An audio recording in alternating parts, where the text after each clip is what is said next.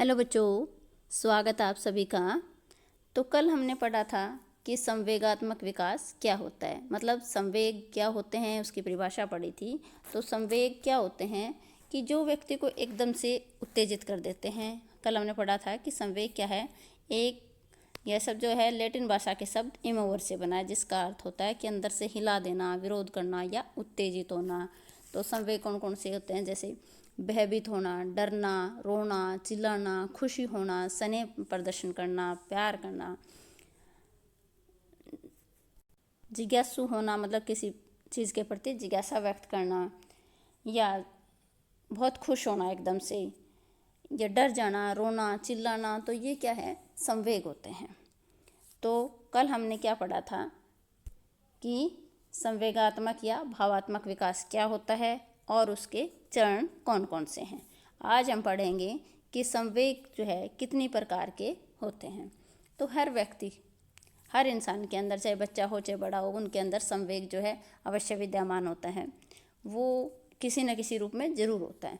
जैसे एक फूल होता है, उसके अंदर जो सुगंध होती है वो हमें दिखाई नहीं देती, लेकिन सुगंध उसके अंदर विद्यमान होती है। ठीक इसी तरह से हमारे व्यवहार में जो है इमोशंस यानी संवेग होते हैं।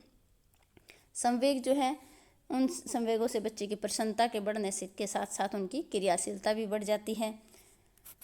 और संवेग जो है हर व्यक्ति को प्रभावित करता है।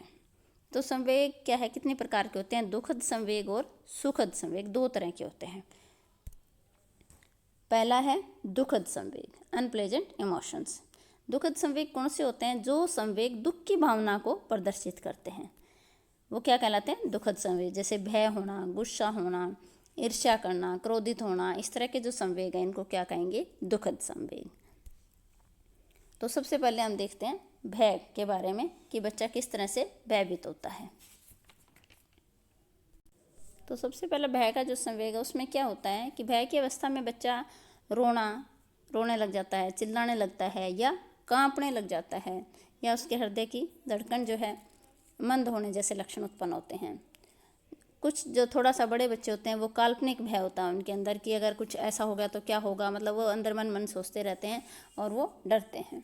मृत्यु का भय हो सकता है, अगर कहीं ऊपर चढ़ गए तो उसको मतलब जैसे गिर जाएगा, हम ये बोलते हैं कि चोट का भय हो सकता है। तो इस तरह के भय जो विकसित होने लगते हैं।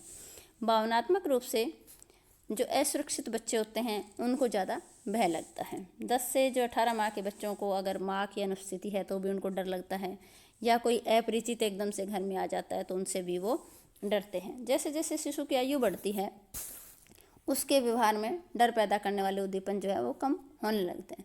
धीरे धीरे बच्चा वातावरण के साथ सामंजस्य स्थापित करना सीख जाता है। छोटा बच्चा जो है अधिकतर अगर अकेला रहता है तो डरता है, या उसको कोई दर्द का अनुभव होता है तो वो डरता है, या अपरिचित लोगों से, अपरिचित चीज़ों से जिनको उन्होंने कभी देखा नहीं है उनसे डरता है, या कोई एकदम से अगर तेज़ आवाज़ आती है या ऊंचे और अंधेरे वाले स्थान है तो वहाँ भी उनको डर लगता है। तो अब हम देखते हैं कि भय के क्या क्या कारण हो सकते हैं। तो सबसे पहला है मानसिक स्थिति। अगर बच्चा किसी भी मानसिक कुंठा से ग्रस्त है तो उसे जो है घबराहट ज़्यादा रहती है, जिससे वह किसी भी नई परिस्थिति को क्या है एकदम से बच्चा समझ नहीं पाता और उसका जो भय है वो बढ़ जाता है। नेक्स्ट है शारीरिक अवस्था। जो बच्चे मतलब पहले कमज़ोर होते हैं वह नई परिस्थितियों में आसानी से मतलब अपने आप को ढाल नहीं पाते और नई परिस्थितियों का उनको डर लगता है, अगर वो शारीरिक रूप से अस्वस्थ है, पतले हैं, कमज़ोर है तो। नेक्स्ट है असुरक्षा की भावना। जब मतलब कोई भी कठिन परिस्थितियाँ आती हैं तो बच्चे के साथ अगर उस टाइम उसके माँ बाप नहीं होते तो वह क्या करता है, असुरक्षा की भावना होती है, मतलब अपने आप को असुरक्षित समझता है। वो डरता है कि जब मेरे मम्मी पापा नहीं होंगे तो मैं क्या करूँगा, कुछ होगा, मतलब उसको डर लगता है उस समय। नेक्स्ट है माता पिता की धमकियाँ। तो माता पिता क्या है, कई माता पिता है क्या बच्चों को डराने के लिए कई बार जो है धमकी दे देते हैं। जैसे कह देते हैं कि अगर तुम वहाँ गए तो तुम्हें पुलिस पकड़ लेगी, बाहर गए तो बाबा पकड़ लेगा, या शेर खा जाएगा, बिल्ली खा जाएगी। इस तरह के जो है मतलब वो मतलब पहले तो बच्चों को रोकने के लिए डराते हैं, लेकिन धीरे धीरे इस तरह की ये डर बच्चे के मन में घर कर जाते हैं। या अंधेरे कमरे में उनको डर लगता है कि अगर तुमने ऐसा किया तो अंधेरे कमरे में बंद कर देंगे, या तुम्हें पीटेंगे, तो इससे क्या है कि वो बच्चा बहुत जल्दी डर जाता है और सहमा सहमा रहता है।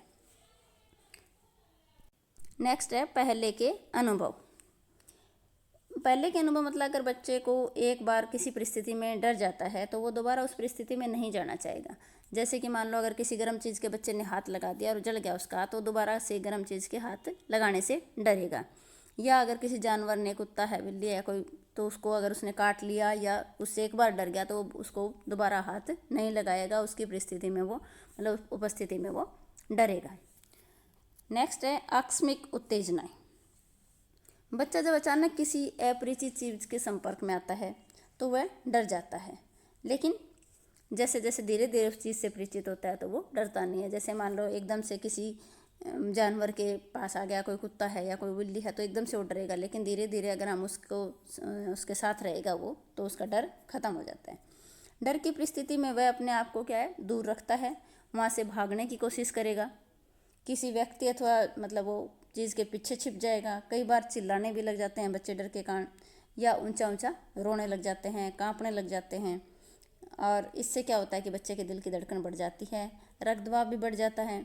लेकिन जैसे जैसे बच्चा जो है बड़ा होता है तो उसके सामाजिक संबंध बढ़ने लगते हैं, उसकी समझ बढ़ने लगती है, जिससे उसका डर कम होता जाता है। भय की मात्रा में भी अंतर पाया जाता है। भय की अधिकता से लोगों का हृदय बंद होकर कई बार क्या है कि मृत्यु भी हो सकती है। बच्चे जब असाधारण रूप से डरते हैं तो एक मूर्ति सी बन जाते हैं, मतलब जड़ जैसे पत्थर होता है, एकदम एक जगह खड़े हो जाते हैं।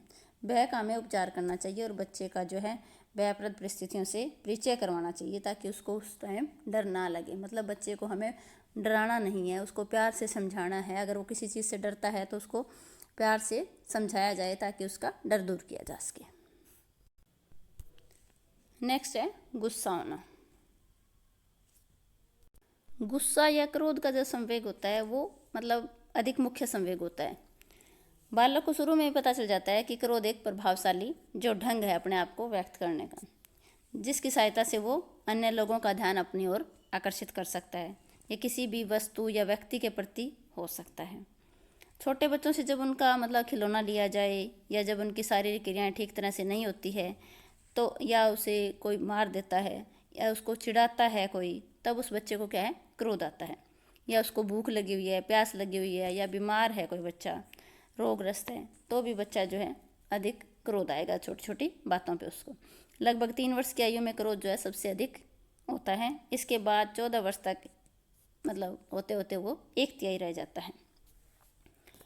तो अब हम देखते हैं कि जो गुस्सा है या क्रोध है उसके कारण क्या हो सकते हैं। तो सबसे पहला कारण है कि शारीरिक दुख और भय। अगर शिशु को कोई भी शारीरिक दुख होता है, मतलब कोई तकलीफ है, कोई रोग है, बीमार है वो शारीरिक रूप से, मतलब अगर उसको किसी तरह की कोई तकलीफ है तो भी वो क्या है, उसको जल्दी गुस्सा आता है। अगर वह अंधेरे अथवा किसी जानवर को देखकर डर जाता है तो भी उसको क्रोध आता है। नेक्स्ट है क्रियाओं में बाधा होना। मतलब शिशु जो क्रियाएं करना चाहता है उसको अगर कहीं मतलब नहीं करने दिया जाता और उसकी आज़ादी पे बंधन लगाते हैं हम, तो भी बच्चा क्या है, क्रोधित हो जाता है। नेक्स्ट है सामाजिक संबंधों में बाधा। शिशु क्या होता है, अगर दूसरे से बातचीत करना चाहता है, जैसे छोटे बच्चों से या किसी बड़े से, दूसरों के साथ खेलना चाहता है, बैठना चाहता है, तो कई बार माँ बाप क्या कहते हैं कि इसके साथ नहीं खेलना, उसके साथ नहीं खेलना, वहाँ नहीं जाना, किसी दूसरे के साथ बात नहीं करनी, तब उसको गुस्सा आता है कि ऐसा क्यों कहा जा रहा है मेरे को। नेक्स्ट है प्रभुत्व लोगों के साथ संघर्ष।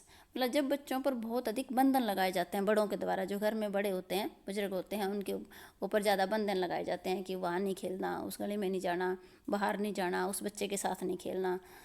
तो और जब वो अपने इच्छा अनुसार व्यवहार नहीं कर पाता किसी चीज़ के, कोई टोका टोकी ज़्यादा करते हैं कि वो कोई खिलौना लेना चाहता है उस टाइम, तो उसको कहेंगे कि ये नहीं लेना। तो इस तरह के अगर बार बार उसके इच्छा अनुसार व्यवहार नहीं करने दिया जाता तो भी बच्चे को गुस्सा आता है। नेक्स्ट है स्वतंत्र क्रियाओं में रुकावट। बच्चा अपने आप जो छोटा जब मतलब थोड़ा सा संभल जाता है, 1-1.5 साल का होता है, तो वो क्या करता है कि वो अपने कार्य अपने आप करना चाहता है, जैसे कि दूध खुद पीऊँगा या कपड़े खुद पहनूंगा। लेकिन जब उनसे वो कार्य नहीं होता तब भी उनको गुस्सा आता है। इनके अलावा कुछ और कारण है, जैसे अगर बहुत छोटा बच्चा है तो उसको अगर शारीरिक आराम ना मिले, मतलब पूरा प्रॉपर उसको आराम ना मिले, या नहाते समय उसके अगर कपड़े उतारते हैं या पहनाते हैं तो उसको तकलीफ़ होती है, तो भी उसको गुस्सा आता है। इसके मतलब दूसरे लोग उसकी इच्छा अनुसार अगर कार्य नहीं करते या इच्छा अनुसार उसकी तरफ ध्यान नहीं देते, या जो वस्तु उसको अच्छी लगती है उसको दूर हटा दिया जाता है, तो भी उसको गुस्सा आता है। बालक क्या करता है गुस्से में? ऊपर नीचे कूदता है, या फर्श पर गिर जाता है, या अपनी सांस रोक लेता है। तो इस तरह जो बच्चा है वो अपनी तरफ ध्यान आकर्षित करना चाहता है। दूसरे साल में बच्चा गुस्सा होने पर क्या करता है? चिल्लाता है, टांगे मारता है, बाजू हिलाता है, या जो भी व्यक्ति उसके पास है, माँ बाप, भाई बहन, कोई भी उसको मारने या काटने की कोशिश करता है। और जब उसका भाषा का विकास हो जाता है, मतलब जब वो बोलना सीख जाता है, तो ज़ोर से चिल्लाता है और ये कहता है कि मैं आपसे बात नहीं करूँगा, मुझे यह चाहिए, या अगर ये चीज़ नहीं दोगे तो मैं ये आपसे बात नहीं करूँगा। तो इस तरह से क्या है कि क्रोध में बच्चा आक्रामक व्यवहार अपनाता है।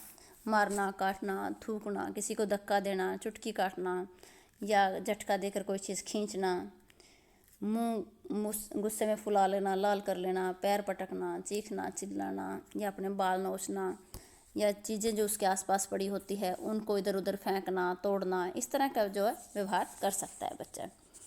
जब बालक अपने क्रोध को नियंत्रित कर लेता है, मतलब धीरे धीरे थोड़ा सा जब वो बड़ा होता है तो वो इन पे नियंत्रण करना सीख जाता है।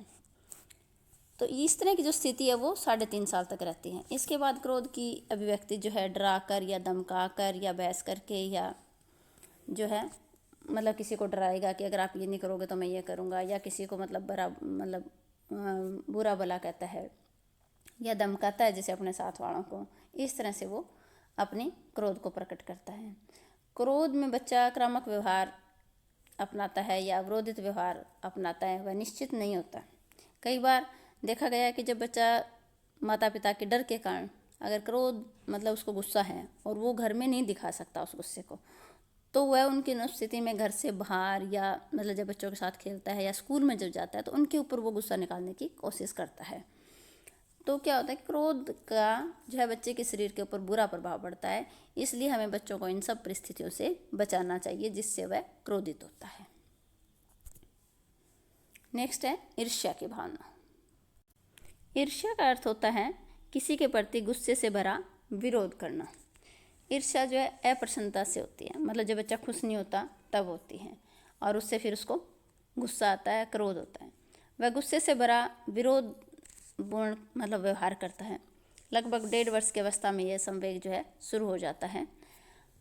तो आप देखते हैं कि ईर्ष्या के कारण क्या क्या हो सकते हैं। सबसे पहला है कि नई संतान का घर में आना। जब दूसरा बच्चा घर में पैदा होता है, नया शिशु जब घर में पैदा होता है, तो जो है माँ बाप के ध्यान का केंद्र, उसको लगता है कि छोटा बच्चा ही उसकी माँ बाप का ध्यान का केंद्र बन गया है। मतलब उसकी तरफ वो सोचता है कि उसकी तरफ उसके माँ बाप ध्यान नहीं दे रहे, सिर्फ छोटे बच्चे की तरफ ध्यान दे रहे हैं। तो इस बात को वो सहन नहीं कर पाता और वो छोटे बच्चे से, छोटे शिशु से, नवजात शिशु से ईर्ष्या करने लग जाता है। नेक्स्ट है भाई बहन की आयु में अंतर आना। जब भाई बहन की आयु में अधिक अंतर होता है तो छोटा बच्चा जो है बड़ों से ईर्ष्या करता है, क्योंकि उनको जो है वो दिखता है कि बड़े जो है अपने मन की करते हैं, उनको अधिक स्वतंत्रता प्राप्त होती है, और छोटा जो है वो उसको कुछ करने नहीं दिया जाता, या जो बड़े हैं उसको हर कोई डांट देता है कि तू तो छोटा है, तो वो भी उसकी ईर्ष्या का कारण हो सकते हैं। नेक्स्ट है संरक्षकों का भेदभाव। संरक्षक मतलब माता पिता या जो भी घर में बड़े हैं, तो उसको लगता है कि माँ बाप जो है उसके साथ पक्षपात कर रहे हैं, कि एक बच्चे को तो ज़्यादा प्यार मिल रहा है, दूसरे को नहीं मिल रहा, या एक को डांटा जाता है, एक को नहीं डांटा जाता। तो इस कारण भी जो है बच्चा ईर्ष्या करने लग जाता है। तो एक बच्चे को अच्छे से समझाते हैं और दूसरे को बच्चे को ईर्ष्या की भावना मतलब पैदा हो जाते हैं इससे। तो इससे बच्चों को समझा के रखना चाहिए कि ऐसा नहीं है बेटा, तुम दोनों ही बराबर हो। तो ईर्ष्याजनक व्यवहार में बच्चा क्या करता है, लड़ेगा, किसी से झगड़ता है या मारता है, मतलब जो भी आसपास होते हैं, पीटता है या अपने आप को नोचता है, दूसरों की जो चीज़ें हैं उनको पटकता है, नष्ट कर देता है, या दूसरों के कामों में बाधा डालता है, दूसरों की कोई भी है किसी तरह की हानि पहुंचाता है, परेशान करता है, चिढ़ाता है, या अपनी ओर ध्यान आकर्षित करने के लिए बिस्तर गिला कर देता है, अंगूठा चूसता है, और मतलब कुछ खाने से इनकार कर देता है, नाराज़गी व्यक्त करता है। और बच्चे का जब वश नहीं चलता तो वह क्या करता है, मतलब कुछ भी करे, मतलब लेकिन माँ बाप उसकी नहीं मानते तो वो क्या करेगा, आखिर में मुंह फुलाकर बैठ जाता है और रोने लग जाता है। लेकिन बच्चा जैसे जैसे बड़ा होता है तो वो सामाजिक होना शुरू हो जाता है और उसको समझ आने लग जाती है कि ये चीज़ें गलत है। कभी कभी उसकी जो है ईर्ष्या शारीरिक रोगों का भी रूप ले लेती है। कई बच्चे जो है ज़्यादा अगर ईर्ष्या करते हैं, ज़्यादा अगर घर में माहौल अच्छा नहीं है तो वो संवेगात्मक रूप से बीमार हो सकते हैं बच्चे। ईर्ष्या जो है, कहा जाता है ना कि मनुष्य का सबसे बड़ा शत्रु है, इसलिए इससे दूर रहना चाहिए। हमें बच्चे के जीवन में ऐसे अवसर ही नहीं आने देने चाहिए जिससे उसको ईर्ष्या की भावना पैदा हो। अगर घर में कोई नया शिशु जन्म लेता है तो बच्चों को उसके लिए मानसिक रूप से पहले ही हमें तैयार करना चाहिए, ताकि बच्चे जो है उससे ईर्ष्या ना करें, उस आने वाली संतान से प्यार करें। ऐसा हम उसको धीरे धीरे समझा कर या प्यार से कर सकते हैं। तो बच्चों, आज हमने पढ़ा कि दुखद संवेग क्या होते हैं। ऐसे संवेग जो दुख की भावना को प्रदर्शित करते हैं दुखद संवेग कहलाते हैं। जैसे भय, गुस्सा और ईर्ष्या के बारे में पढ़ा, इनको दूर कैसे किया जा सकता है, या ईर्ष्या या भय या गुस्सा होने के कारण क्या क्या हो सकते हैं। कल हम पढ़ेंगे कि सुखद संवेग कौन कौन से होते हैं। ओके बच्चों, थैंक यू, बाय बाय, मिलते हैं कल नेक्स्ट वीडियो में।